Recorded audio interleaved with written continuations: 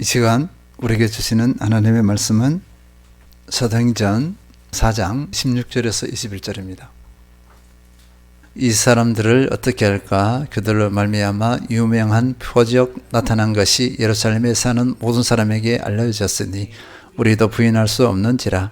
이것이 민간에 더 퍼지지 못하게 그들을 위협하여 이후에는 이 이름으로 아무에게도 말하지 말게 하자 하고 그들을 불러 경고하여 도무지 예수의 이름으로 말하지도 말고 가르치지도 말라 하니 베드로나 요한이 대답하여 이르되 하나님 앞에서 너희의 말을 듣는 것이 하나님의 말씀을 듣는 것보다 옳은가 판단하라. 우리는 보고 들은 것을 말하지 아니할 수 없다 하니 관리들이 백성들 때문에 그들을 어떻게 처벌할지 방법을 찾지 못하고 다시 위협하여 놓아 주었으니 이는 모든 사람이 그 된 일을 보고 하나님께 영광을 돌림이라. 아멘. 오늘은 인생의 터닝 포인트라는 제목으로 말씀을 나누도록 하겠습니다. 우리는 인생을 살면서 생각이나 태도를 새롭게 한다거나 새로운 목표, 목적을 설정하고 의욕적으로 삶을 살아가는 등의 전환점을 경험합니다. 이것을 터닝 포인트라고 합니다. 터닝 포인트는 중요한 변화가 일어나는 시점이나 상황을 말합니다. 구체적으로는 사람의 인생에 큰 영향을 미치는 결정적인 순간이나 사건을 의미합니다. 일반적으로는 대학 입학, 취업, 결혼, 자녀가 생김, 퇴직 등으로 전환점을 맞이하는 경우가 많습니다. 하프타임이라는 책이 있습니다. 이 책의 표지에는요, 이런 문구가 있습니다. 승부는 후반전에 결정난다. 성공한 삶에서 의미 있는 삶으로. 이런 문구가 있습니다. 인생의 전반기에는 성공을 향해 달렸습니다. 은퇴를 하고 나니 성공을 향해서 달렸던 인생의 전반전이 참 무의미하고 잃어버렸던 것이 많았습니다. 그래서 후반전은 의미를 찾는 삶, 의미를 추구하는 삶으로 전환되어지는 그런 계기를 마련합니다.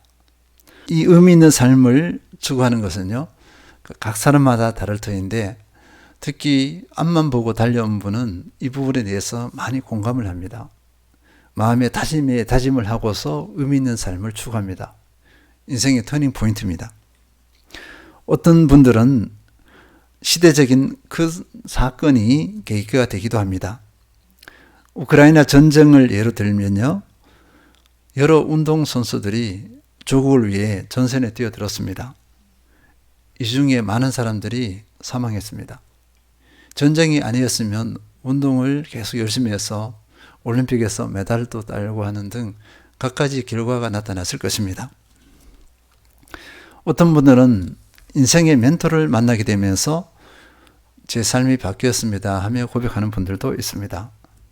또 어떤 분들은요, 실패의 쓴맛을 보고 나서 나를 발견합니다. 자신을 발견하고 삶의 태도를 새롭게 했습니다. 그 실패로 가치관이 바뀌었습니다. 사람을 이해하게 되었습니다. 보이지 않던 것이 보이게 되었습니다. 저에게는 실패가 새로운 인생을 살게 된 계기가 되었습니다 하는 분들도 있습니다. 인생의 전환점이 된 계기는요, 각 사람마다 다릅니다. 지금까지 내용을 종합하면요, 인생의 터닝 포인트를 통해서 인생이 완성되어 가는 듯한 참으로 좋은 느낌이 듭니다. 그러나 부정적인 인생의 터닝 포인트가 있습니다. 결정적인 순간에 잘못된 선택과 결정을 하게 된 것입니다. 완성이 아니라 망가져가는 인생이 되어져 버립니다. 우리 성도님들의 삶은 어떻습니까? 삶이 완성으로 향하고 있습니까? 우리는 그리스도인입니다. 신앙의 여정에서 이런 터닝 포인트를 확인해 보는 것도 참 중요하지 않을까 싶습니다. 신앙이 완성되어 가는 터닝 포인트입니다. 이 터닝 포인트는 다른 사람의 삶의 여정, 다른 사람의 신앙 여정이 나의 반면교사가 될 수 있습니다. 인생의 여정, 신앙 여정을 확인하는 데 큰 도움이 됩니다. 오늘은 예수님의 12 제자 중에 한 사람이었던 베드로를 통해서 확인해 보도록 하겠습니다. 베드로는 평범한 어부였습니다. 그런데 어느 날 예수님을 만났습니다. 마태복음 4장 18절 19절 갈릴리 해변에 다니시다가 두 형제 곧 베드로라 하는 시몬과 그의 형제 안드레가 바다에 금을 던지는 것을 보시니 그들은 어부라 말씀하시되 나를 따라오라 내가 너희를 사람을 낚는 어부가 되게 하리라 하시니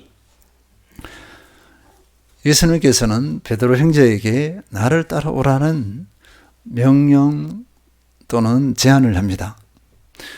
고기를 낚는 어부의 일을 그만두고 사람을 낚는 어부가 되라는 것입니다. 잡아서 죽이는 어부가 아니라 살리고 세우는 어부로 초대한 것입니다. 곧 예수님의 제자가 되라는 것입니다. 베드로의 인생에 있어서 삶의 방향이 완전히 바뀌게 되는 계기가 되었습니다. 결정적인 터닝 포인트가 되었다는 것입니다. 신학적으로는 이 만남을 카이로스적인 사건이라고 합니다. 하나님의 개입과 역사로 삶의 중요한 변화를 맞이하게 되는 사건, 이것을 카이로스라고 합니다. 베드로는 예수님의 초청에 어떻게 반응했습니까? 마태복음 4장 20절 그들이 곧 그물을 버려두고 예수를 따르니라. 베드로는 고기잡이의 어부를 그만두고 예수님을 따릅니다.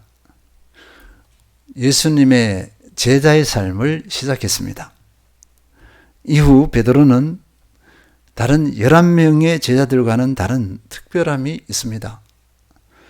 복음서에서 베드로의 기사가 가장 많습니다. 다른 11명의 제자들과는 비교가 되지 않습니다. 베드로는 초기부터 거침없는 그런 행보를 보였습니다. 누가복음 5장 4절 6절 말씀을 마치시고 시몬에게 이르시되 깊은 데로 가서 그물을 내려 고기를 잡으라. 시몬이 대답하여 이르되 선생님 우리들이 밤이 새도록 수고하였으되 잡은 것이 없지만은 말씀에 의지하여 내가 그물을 내리리이다 하고 그렇게 하니 고기를 잡은 것이 심히 많아 그물이 찢어지는지라. 보통은 베드로의 그 성격, 기질로 말하면 예수님의 이 말씀에 이렇게 했을 거예요. 무슨 말씀을 하십니까? 제가 어부입니다. 여기서 굴러 먹은 지 몇 년이 되는지 아십니까? 제가 전문가입니다. 이렇게 하면서 거부했을 거예요. 그런데 베드로가 예수님의 말씀에 그대로 순종해 버립니다. 이 순종이 우리는 그냥 넘길 수 있는 것이지만 베드로에게서는 엄청난 믿음의 표현이에요. 베드로에게서 일어날 수 없는 그런 순종입니다. 마태복음 14장 28절에서 30절 베드로가 대답하여 이르되 주여 만일 주님이시거든 나를 명하사 물 위로 오라 하소서니 오라 하시니 바람을 보고 못서 빠져가는지라 소리질러 이르되 주여 나를 구원하소서 하니 예수님께서 풍랑이 있는 바다 위를 걸어오시잖아요. 걸어오시는데 제 아들은 유령인가 귀신인가 해서 막 두려워 떱니다. 저보다 움츠려 있는데 베드로가 딱 나서서 주여 만일 주님이시거든 나를 명하셔서 물 위로 오라 하소서 이렇게 합니다. 예수님께서 오라 하니까 그대로 뛰어내려요. 이게 베드로입니다. 다른 제자들이 흉내를 못 내요. 그 성정이나 기질이 아주 적극적이에요. 담즙질이라고 이렇게 많이 합니다. 담즙질의 그런 기질입니다. 거침없이 뭐 사람 눈치 안 봐요. 그냥 거침없이 그냥 뛰어드는 스타일이라고 할 수 있어요. 마태복음 16장 15절에서 16절 이르시되 너희는 나를 누구라 하느냐 시몬 베드로가 대답하여 이르되 저는 그리스도시요 살아계신 하나님의 아들이시니이다. 예수님께서 제 아들에게 물으셨어요. 사람들이 나를 누구라 하느냐 이렇게 물으시고는 제 아들에게 물었습니다. 그러면 너희는 나를 누구라 하느냐? 나를 제대로 아느냐 이 질문이에요. 여기서도 거침없이 베드로가 탁 튀어나옵니다. 제 아들은 생각하고 이렇게 신중하고 이렇게 좀 움츠려져 있어요. 조심조심 하는데 베드로는 그냥 그대로 그냥 생각할 겨를도 없습니다. 그대로 툭 나옵니다. 주는 그리스도시요 살아계신 하나님의 아들이시니이다. 이 고백이요 정확한 고백이었습니다. 예수님에 대한 정확한 고백이었어요. 그리고 예수님께서는 이 고백 위에 이 믿음의 고백 위에 교회가 세워질 것이라 이렇게 말씀하셨습니다. 베드로는 이렇게 남다릅니다. 특별함이 있습니다. 이런 베드로가 절정으로 갑니다. 예수님께서 내 살을 먹고 내 피를 마시는 자는 영생을 가졌고 마지막 날에 내가 그를 살리리라 이렇게 말씀하신 거예요. 그리고 자기 십자가를 지고 나를 쫓으라 이렇게 하셨잖아요. 그러니까 많은 제자들이 떠나버립니다. 여기서 제자들은 12제자 말고 그 위에 70인 제자도 있고 그 위에 많아요. 많은 사람들이 떠나버립니다. 예수님께서 너희도 나를 떠나려느냐 이렇게 묻습니다. 그때 베드로가 어떻게 말했느냐? 요한복음 6장 66에서 69절 그때부터 그의 제자 중에서 많은 사람이 떠나가고 다시 그와 함께 다니지 아니하더라. 예수께서 12제자에게 이르시되 너희도 가려느냐? 시몬 베드로가 대답하되 주여 영생의 말씀이 주께 있사오니 우리가 누구에게로 가오리이까? 우리가 주는 하나님의 거룩하신 자이신 줄 믿고 알았사옵나이다. 베드로는 예수님을 정확히 알았어요. 예수님이 하나님의 아들이시고 메시아신데 우리가 어디를 가겠습니까? 우리는 예수님을 오로지 따릅니다. 곁눈질하지 않습니다. 오직 예수님만 붙잡고 나갑니다. 이렇게 고백한 거예요. 대단한 믿음이고 대단한 고백입니다. 마태복음 26장 31절하고 33절, 34절 보면요.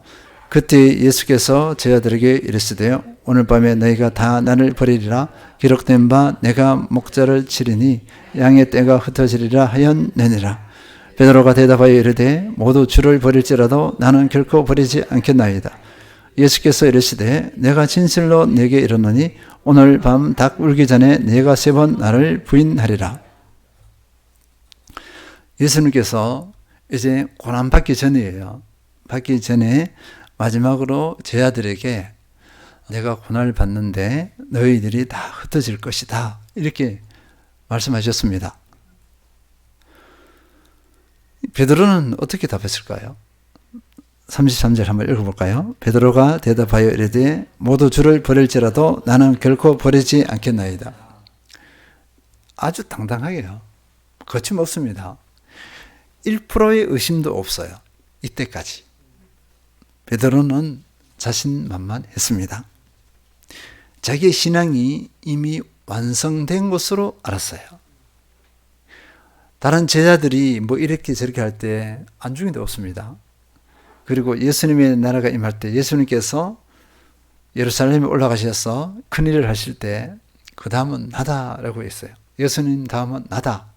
이렇게 인식했습니다. 그리고 야망이 있었어요. 바로 이 야망입니다. 인간적인 야망, 권세의 욕, 명예의 욕, 모든 것을 다 가지고 있었어요. 누구를 통해서요? 예수님을 통해서. 베드로는 이런 신앙의 고백 위에 뭘 덧입혔냐면요. 자기 야망을 덧입혔어요. 신앙이 섞여 있습니다. 신앙의 순수성과 더불어서 세속적인 것이 막 섞여 있어요. 베드로 자신의 실체를 베드로는 깨닫지 못했어요. 이때까지 몰랐습니다. 다른 제자들도 마찬가지예요. 제자들도 다 야망이 있습니다. 예수님을 다 이용해요. 자신의 신앙의 상태를 못 봅니다. 근데 베드로에게 도전이 옵니다. 거침없었던 베드로. 그런 베드로에게 도전이 왔는데 마태복음 26장 74절 75절입니다. 그가 저주하며 맹세하여 이르되 나는 그 사람을 알지 못하노라 하니 곧 닭이 울더라. 이에 베드로가 예수의 말씀에 닭 울기 전에 내가 3번 나를 부인하리라 하심이 정해놨어 밖에 나가서 심히 통곡하니라. 그렇게 거침없었던 베드로, 예수님께서 잡히셨잖아요. 그 하인들이 너 예수의 제자지 이렇게 하니까 3번 부인해요. 근데 3번째는 저주하면서 부인해버립니다. 그때요 예수님하고 눈이 딱 마주쳤어요. 그 3번 부인할 때 눈이 마주쳤을 때 닭이 울었어요. 베드로의 심정이 어땠을까요? 그렇게 거침없고 당당했고 자신의 신앙은 이미 완성됐다 했을 때 그때 예수 그리스도를 부정해 버렸어요. 저주하면서 부정해 버렸습니다. 베드로는 자신의 신앙의 허상을 깨달았을 것입니다. 거품을 깨달았을 거예요. 이제 거품이 터진 거죠. 자기가 순수함으로 따르지 않고 세속적인 야망이 덧입혀진 것을 깨달았을 거예요. 어떻게 보면 완성된 믿음 같지만 예수님이 보시기에는 아직 어린아이 믿음입니다. 베드로는 예수님을 부정하는 이 실패로서 터닝 포인트, 신앙의 터닝 포인트를 맞이합니다. 활동, 열정이 아니라는 것을 깨달았을 것입니다. 남들이 다 박수를 쳤어요. 베드로의 열정, 그 적극성, 거침없음 다 박수치고 부러워했을 거예요. 그런데 그것이 신앙의 다가 아니었다는 것입니다. 거짓인 것이 드러났어요. 베드로가 이때 눈을 떴을 거예요. 그리고 베드로는 예수님의 부활을 처음 합니다. 부활을 처음 하는데 다른 제자들하고 달라요. 더 의기소침합니다. 예수님의 부활을 기뻐하기는 기뻐했는데 의기소침했어요. 부끄럽습니다. 또 한 가지, 예수님께서 뭘 할지 몰라요. 너 내가 얘기했지. 너 분명히 나를 3번 부인할 거라 했는데 너 아니라고 했지. 내가 부활할 것이라고 했는데 너 부활을 믿지 않았지. 이게 모든 게 다 걸려. 근데 예수님께서 어떻게 하셨냐면요. 약속하신 대로 갈릴리로 가십니다. 제 아들이 갈릴리로 가 있어요. 예수님께서 말씀하셨어요. 갈릴리로 가라. 내가 그리 가겠다. 제 아들이 갈릴리에 모여 있는데 무엇을 해야 될지 모릅니다. 막연해요. 모두 의기소침해 있습니다. 그러니까 이들이 교하는 게 뭐냐면 고기 잡자. 고기를 잡고 있어요. 근데 고기를 한 마리도 못 잡습니다. 밤새도록 잡아도 한 마리도 못 잡아요. 이때 예수님께서 그 새벽 아침에 찾아오십니다. 찾아오셔서 그 고기를 구워서 먹이고 이렇게 합니다. 그런데 다른 제자들하고 달리 베드로에게 특별히 말씀하세요. 1대1로 말씀하십니다. 요한복음 21장 17절 3번째 이르시되 요한의 아들 시몬아 내가 나를 사랑하느냐 하시니 주께서 3번째 내가 나를 사랑하느냐 하심으로 베드로가 근심하여 이르되 주님 모든 것을 아시오매 내가 주님을 사랑하는 줄을 주님께서 아시나이다. 예수님께서 이르시되 내 양을 먹이라. 예수님을 따를 때 처음에 어떻게 했죠? 나를 따라오너라. 내가 너희로 사람을 낚는 어부가 되게 하리라 하시면서 베드로를 불렀습니다. 예수님의 이 부르시면은 후회하심이 없습니다.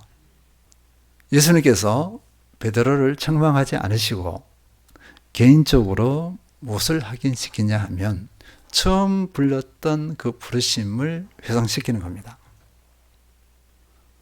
사람을 낳는 어부가 되게 하리라 하셨습니다.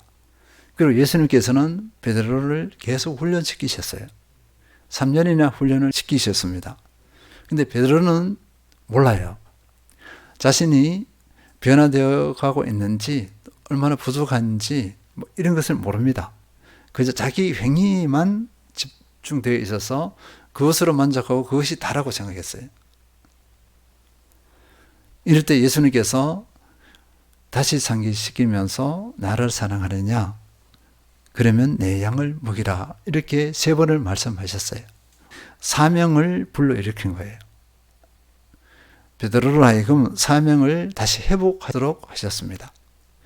이것이 베드로의 터닝 포인트예요.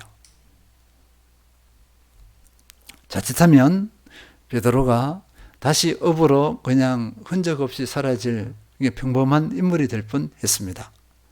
이 중요한 시기에 그 낙담하고 소침해 있는 그 시기에 예수님께서 찾아가셔서 사명을 회복시켜 주셨습니다. 그리고 예수님께서 명하셨습니다. 모든 제자들에게 예루살렘을 떠나지 말고 약속하신 것을 기다리라. 그 성령님입니다. 베드로와 더불어서 열 제자죠. 열 제자 그리고 예수님의 어머니와 그 형제들과 해서 120명이 열심으로 기도합니다. 오로지 기도했는데 열흘 만에 어떻게 됐죠? 성령님께서 임하십니다.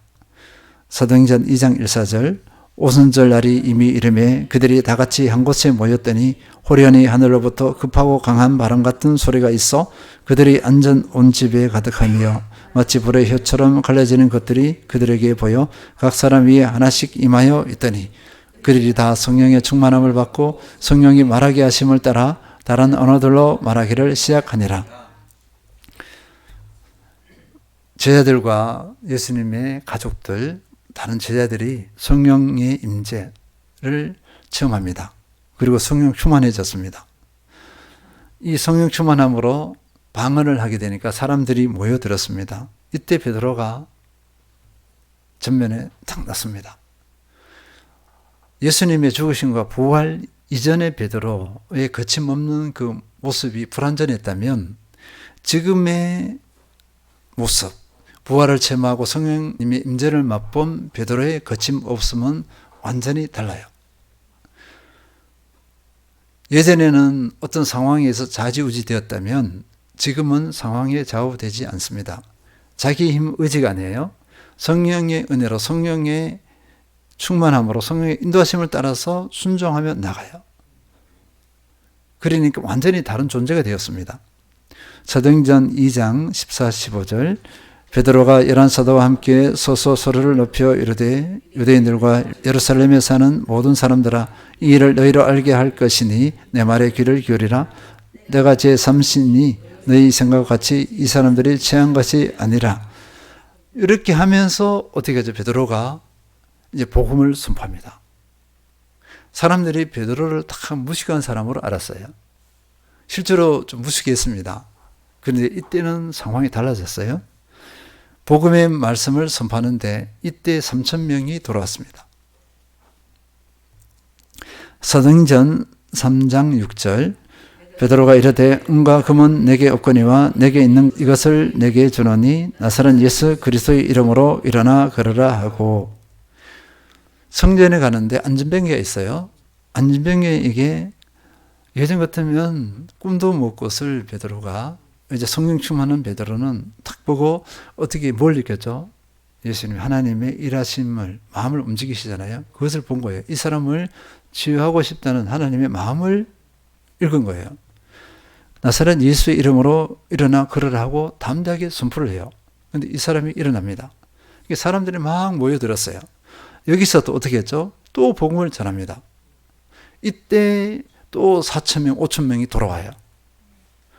그러니까 종교 지도자들이 난리 난 거죠. 예수만 죽이면 이제 다 끝날 줄 알았어. 흐지부지 사라질 것 같은, 흩어질 것 같은 이 무리가 더 견고하게 되고 또 사람들이 더 모여들고 전혀 예상과 다른 상황이 나타난 거예요. 사도행전 4장 18절에서 20절 그들을 불러 경고하여 도무지 예수의 이름으로 말하지도 말고 가르치지도 말라 하니 베드로와 요한이 대답하여 이르되 하나님 앞에서 너희의 말을 듣는 것이 하나님의 말씀을 듣는 것보다 옳은가 판단하라. 우리는 보고 들은 것을 말하지 아니할 수 없다 하니 베드로와 요한 제자들 사복음서의 모습과는 완전히 다릅니다. 전혀 다른 새로운 존재가 된 것 같아요. 모두 터닝 포인트를 맞이했습니다. 그 기점은 예수 그리스도의 부활, 성령의 임재, 성령 체험이에요. 부활 체험은 한 사람으로 인생을 바꿔버립니다. 기존의 생각 태도를 다 바꾸어버립니다. 성령의 임재라냐 거기에 기름을 붓듯이 더욱 경고케 해버립니다. 이렇게 베드로는 점점 그 신앙이 완성되어져 갑니다. 그리고 교회의 지도자로서 기능을 발휘하고 수많은 사람을 살리고 세워요. 이런 베드로가 이제 인생 후반기가 되면서 무엇을 많이 강조하냐면요. 베드로서 1장 3절에서 7절, 9절이 많습니다. 그의 신기한 능력으로 생명과 경건에 속한 모든 것을 우리에게 주셨으니 이는 자기의 영광과 덕으로서 우리를 부르신 이를 알므로 말미암음이라. 이로써 그 보배롭고 지극히 큰 약속을 우리에게 주사 이 약속으로 말미암아 너희가 정욕 때문에 세상에서 썩어질 것을 피하여 신성한 성품에 참여하는 자가 되게 하려 하셨느니라.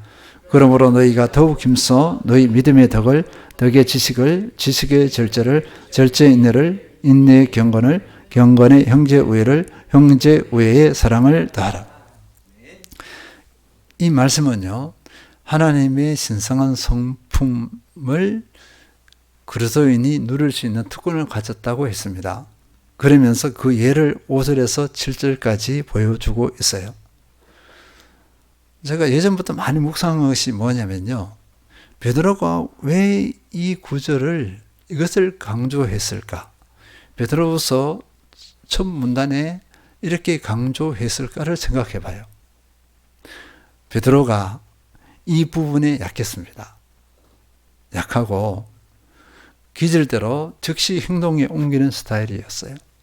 그것이 자신의 신앙이라고 생각했어요. 제 아들이 움츠릴 때 자기는 거침없이 뛰쳐나가서 이렇다 저렇다 뭐 고백하고 뭐 이렇다 저렇다 다 했습니다. 그게 신앙인 줄 알았어요. 근데 그게 아닌 걸 알았잖아요. 그러고는 예수 그리스도의 신성한 성품을 닮아가는 것이 신앙의 완성이라는 것을 깨닫게 된 것입니다. 그래서 성도들에게 그 얘기를 하는 거예요. 성도들 중에서 열심으로 열정적으로 하는 사람들 참 많을 거예요. 거기에 쏘으면 안 된다는 것입니다. 그것이 신앙의 완성이 아니에요. 신앙의 하나의 표현이기는 하지만 그것이 온전한지는 검증을 하지 못합니다. 베드로는 이것을 알고 있어요. 그런데 온전히 검증되는 것이 있어요. 그 성품 이 부분은 예수 그리스도를 닮아가는 이 성품은 검증이 됩니다. 삶으로 나타나요. 베드로는 이것을 강조한 것이에요. 이것이 신앙의 완성이다. 베드로서 1장 8절 9절 이런 것이 너희에게 있어 흡족한 즉 너희로 우리 주 예수 그리스도를 알게 게으르지 않고 열매 없는 자가 되지 않게 하려니와 이런 것이 없는 자는 맹인이라 멀리 보지 못하고 그 옛죄가 깨끗하게 된 것을 잊었느니라. 이 그리스도의 성품, 신성한 성품이 없는 사람은 열매 없는 자라고 얘기해요. 맹인이라고 이렇게 표현했습니다. 그의 옛죄가 깨끗하게 된 것을 잊었다. 이렇게까지 표현했어요. 저주와 같은 표현입니다. 그만큼 이것이 진리이기 때문에 그래요. 우리의 행위로 자기의 정당함을 보여서는 안 됩니다. 우리가 야고보에서 행위는요, 우리가 말하는 그 행위가 아니에요. 그 행위는 이 열매, 이 성품의 열매가 맺어져야 믿음이 옳다 증명된다. 이렇게 야고보에서는 말씀하고 있습니다. 우리는 내 신앙의 행위를 가지고 내 열심을 가지고 옳다 인정하려고 합니다. 아니에요. 베드로가 결정적으로 인생의 후반기에 정말 그 자신의 것을 다 토해내듯이 하면서 강조한 것이 바로 이것. 예수 그리스도를 닮아가는 성품입니다. 성품. 이것이 신앙의 완성이에요. 베드로는 계속 터닝 포인트를 맞이합니다. 그 결국은 이거예요. 우리도 이렇게 돼야 됩니다. 우리의 터닝 포인트의 지향점은, 신앙의 지향점은 예수 그리스도의 성품입니다. 예수 그리스도를 닮아감입니다. 다른 것이 되어서는 안 됩니다. 그리고 베드로는요, 죽음을 맞이하는데 그 죽음을 피할 수도 있었어요. 피하지 않고 가다가 다시 로마로 돌아갑니다. 스스로 잡혀요. 잡혀서 네로 황제 바게트에 죽는데 예수님께서 이렇게 죽으셨으니까 나는 예수님 그래도 부인한 자로서 이렇게 예수님처럼 죽을 수 없다 해서 거꾸로 십자가에 못 박혀 죽었습니다. 베드로의 완성된 신앙의 모습이에요. 이제 우리의 신앙을 돌아볼 때입니다. 내 신앙의 여정, 또 인생의 여정에서 터닝 포인트를 얼마나 맞이하고 있는가? 완성을 향하여 달려가고 있는가? 이 질문을 계속 하시면 오늘 최고의 말씀이 될 수 있습니다. 돌아보는 것, 성숙을 향해 달려가고 있는가? 완성을 향해 달려가고 있는가? 이 성숙과 완성을 위해서 하나님께서 우리를 훈련시키실 것입니다. 이 공동체를 주셨고 다양한 훈련 과정을 주실 것이고 멘토를 주실 거예요. 영적 리더를 주시고 다양한 상황과 환경을 만들어 갈 것입니다. 근데 중요한 것은요, 이 터닝 포인트를 누리기 위해서는 태도가 중요해요. 태도가 안 되면 이 상황과 환경을 누리지 못하고 터닝 포인트의 열매를 맺지 못합니다. 이 태도는요, 착하고 좋은 마음이에요. 착하고 좋은 마음의 핵심은 겸손입니다.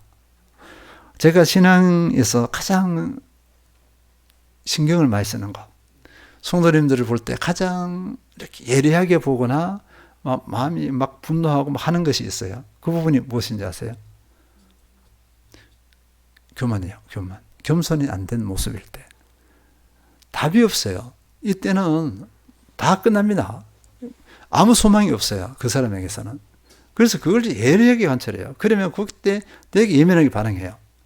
다른 연약하면 괜찮아요. 다 부모주고 괜찮았는데 이 교만은 큰일 나요. 자기를 망가뜨릴 뿐 아니라 다른 사람을 망가뜨려요. 공동체를 망가뜨려버려요. 그게 사탄마귀의 도구가 돼요. 그래서 이것을 함부로 그냥 방치할 수 없는 것입니다. 이것에 대해서는 제가 막 개입하려고 그래요. 터닝 포인트 누리는 것, 착하고 좋은 마음, 그 배우고자 하는 겸손한 마음이 있어야 이 터닝 포인트를 누릴 수 있습니다. 착하고 좋은 마음, 곧 겸손한 마음으로 배우고자 하는 그 태도가 안 될 때는 아무것도 못 배우고 상황과 환경을 누릴 수 없습니다. 이 부분을 돌아보는 귀한 기회가 되었으면 좋겠습니다. 그리고 앞으로 지속적으로 이렇게 완성을 향해 달려가는 터닝 포인트 마음껏 누리시길 축원드립니다.